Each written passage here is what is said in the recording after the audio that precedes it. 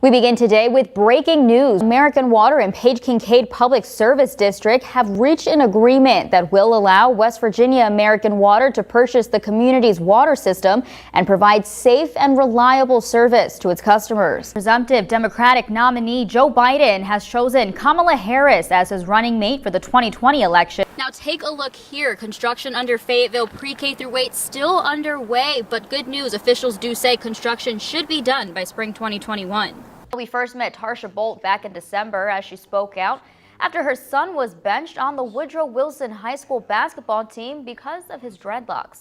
The coach asked everyone to keep a neat haircut, so her son took his hair out so he could play. But the story does not end there. Meanwhile, one police officer in Oak Hill has been terminated after recordings surfaced of him allegedly using racist and homophobic slurs. Good evening, everyone. I'm Yazmin Rodriguez. We're continuing to give you the most up-to-date election results. Our newest updates: President Donald Trump has won West Virginia, while Joe Biden has won Virginia.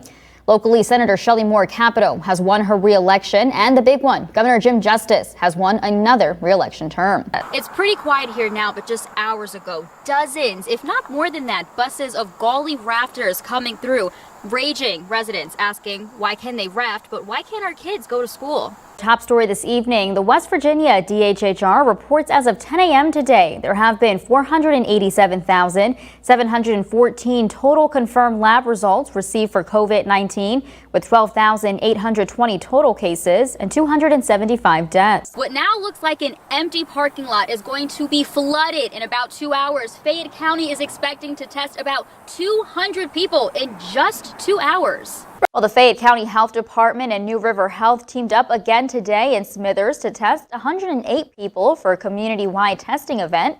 And with more widespread testing across the state and country, Newswatch reporter Anna Saunders explains how this has created a backlog in commercial laboratories. Well, we have been tracking this severe weather all day, and right now, Newswatch reporter Anna Saunders is live in Raleigh County on Violet Lane with conditions out there that are pretty bad. Anna, what can you tell us? And Governor Justice announced that West Virginia's general revenue collections for the month of November came in at $20.1 million above estimates and 6.1% above prior year receipts, closing the books on yet another positive financial month despite the effects the COVID-19 pandemic has had on the state's economy. This is many families' first day sending kids back to classrooms, but some families kept their children at home. Talking to Raleigh County parents on Facebook, we found that many had virtual learning headaches, but not all regret the decision. Meanwhile, those that sent their children to classes seem to have mostly positive experiences. This may look like a normal creek, but it's full of PCB contaminants, 250 parts per million to be exact. Only 50 parts per million need to be in order to shut down a swimming pool, but these residents have been living with this for years. And Sunday's flooding in Fayette County left many homes and belongings damaged. Today was all about cleaning up that debris.